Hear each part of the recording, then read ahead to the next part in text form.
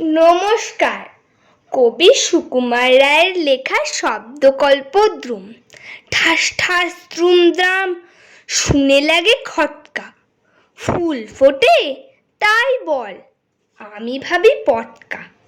সাঁই সাঁই পন পন, ভয়ে কান বন্ধ। ওই বুঝি ছুটে যায় সে ফুলের গন্ধ। হুড়মুড় ধূপ ধাপ, ও কি শুনি ভাই রে, দেখছো না হিম পড়ে, যেও না কো বাইরে। চুপ চুপ, ওই শোন, ঝুপঝাপ ঝপাস, চাঁদ বুঝি ডুবে গেল গব গব গবাস। খ্যাস খ্যাস খ্যাচ খ্যাচ, রাত কাটে ওই রে, দূর দাঁড় চুরমার, ঘুম ভাঙে কই রে।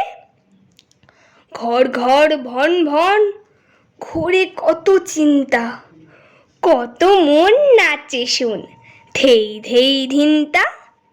ঠুং ঠাং ঢং ঢং, কত ব্যথা বাজে রে, ফট ফট বুক ফাটে তাই মাঝে মাঝে রে। হই হই মার মার, বাপ বাপ চিৎকার, মালকোঁচা মারে বুঝি, সরে পড় এইবার। নমস্কার।